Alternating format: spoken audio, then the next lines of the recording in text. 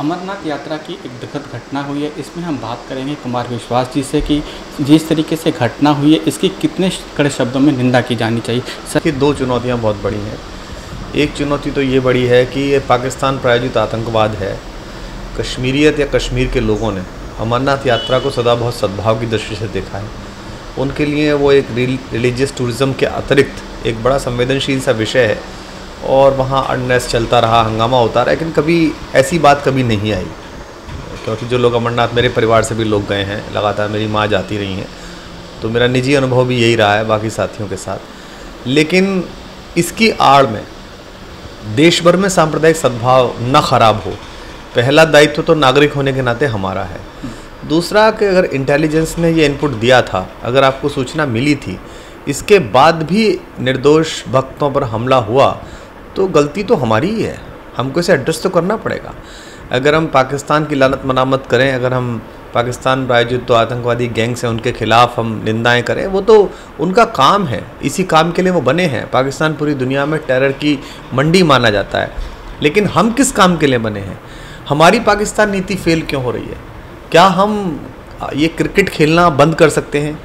क्या हम ये जो बिजली बेचते हैं पाकिस्तान को, जिन सेठों का धंधा प्रभावित न हो जाए, जिसके लिए हम कई बार केक भी खा आते हैं, हम इस दोहरी प्रकार की राजनीति से बाहर आ सकते हैं कि नहीं आ सकते हैं? हम तय नहीं कर पा रहे हैं 3 साल में, हमारी विदेश नीति तय नहीं है कि हमें पाकिस्तान के साथ व्यवहार क्या करना है। देश के पास एक पूर्णकालिक रक्षा मंत्री नहीं है। आश्चर्य है। वो बेचारे जो वित्त मंत्री जी हैं, उन्हें अतिरिक्त भार दे रखा है। उनका स्वास्थ्य सब जानते हैं कि स्वास्थ्य खराब रहता है उनका।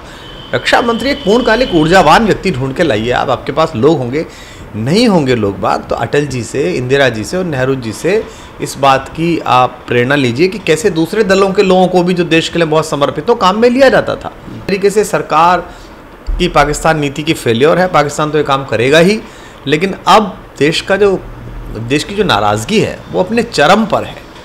अपने ही देश के नागरिक एक तीर्थ यात्रा पर जा रहे हैं, सारी सरकार, पुलिस, केंद्र में भी सरकार आपकी, राज्य में भी सरकार आपकी, नियंत्रण सब आपका।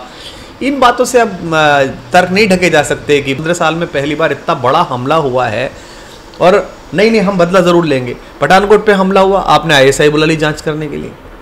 उसके बाद आपने कहा नहीं बंदूक के साए में बातचीत नहीं चल सकती, आप क्रिकेट खेलने के लिए तैयार हो गए, क्योंकि दोनों तरफ के नेता, दोनों पार्टियों के बड़े नेता क्रिकेट के धंधे में इन्वॉल्व हैं। जिन्होंने ज़िंदगी में बल्ला नहीं पकड़ा है वो क्रिकेट कमेटियों के चेयरमैन है हर प्रदेश में। सोच के रात से इसलिए हैरान हूँ और कष्ट में भी हूँ कि जो हज़ारों हजार लोग गए हैं, अभी तो नाम नहीं आए कि कौन लोग थे, अभी ये नाम नहीं आए कि कौन घायल हैं, अभी ये नाम नहीं आए कि हमारे माँ बाप कहाँ हैं। मेरी माँ भी गई है 3 बार। मैं तो कल रात यही सोच रहा था, माँ नहीं गई, वरना मैं कितना परेशान होता, मैं कहाँ जा रहा होता, मैं किस किस के द्वार पे जाके पूछ रहा होता, खुद चल दिया होता। तो देश भर में जो लोग बैठे हैं, जो चुन के जाते हैं अमरनाथ यात्रा के लिए, उनके घर वालों की अंतर्दशा देखिए। कैसा देश बना रहे हैं हम, कैसे विश्व पर्यटन के नक्शे पर लाएंगे? हमारा यात्री सुरक्षित नहीं है। तो प्रधानमंत्री जी से अनुरोध है कि पूर्णकालिक रक्षा मंत्री रखें। विश्व के 3-4 देशों में कुछ नहीं बिगड़ जाएगा अगर वो नहीं जाएंगे अगले कुछ दिनों। जी, थोड़ा देश को भी देख लें, यहाँ भी देख लें। और विपक्ष से भी अनुरोध है कि सत्ता को हराने के लिए और पाने के लिए नहीं सत्ता, वो अपना एजेंडा सामने रखें, अपने तरह से लड़ाइयाँ लड़ें, हर बात में विपक्ष विरोध न करें। अगर कुछ ऐसा होने जा रहा है, निश्चित रूप से चूक तो सरकार की है, निश्चित रूप से चूक तो इंटेलिजेंस ने अगर इनपुट दिया था, नहीं आप रक्षा कर पाए, तो रक्षक आप हैं, प्रहरी आप हैं, आपकी है। पर चलिए, अब ये हुई, आप संवेदना प्रकट करने, निंदा करने, कड़ी निंदा करती गृह मंत्री जी ने, तो पिछली वाले भी करते थे। उनकी स्पेलिंग मिस्टेक थी क्या, या उनकी में छोटी ही की मात्रा थी, आपकी में बड़ी ही की मात्रा निंदा है, या 3 बार निंदा करी आपने? देश इनको बाई नहीं करता।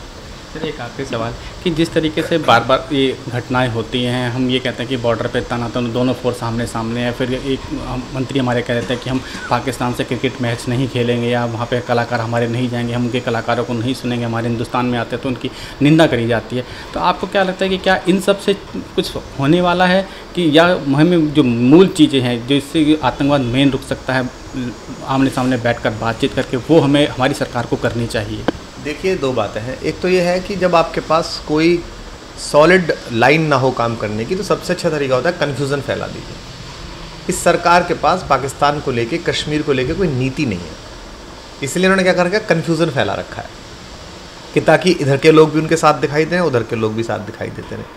दूसरा, कहीं ना कहीं ये भी तय है कि कश्मीर समस्या जैसी, भाई कश्मीर में जैसी भी थी कांग्रेस बड़ी ख़राब थी, भ्रष्टाचार की गंगोत्री है। इस देश की जितनी राजनीतिक विद्रूपताएं हैं उनकी माँ है कांग्रेस, वहीं से निकला है सब, व्यक्तिवाद हो, परिवारवाद हो, डायनेस्टी रूल, सब वहीं से निकला है।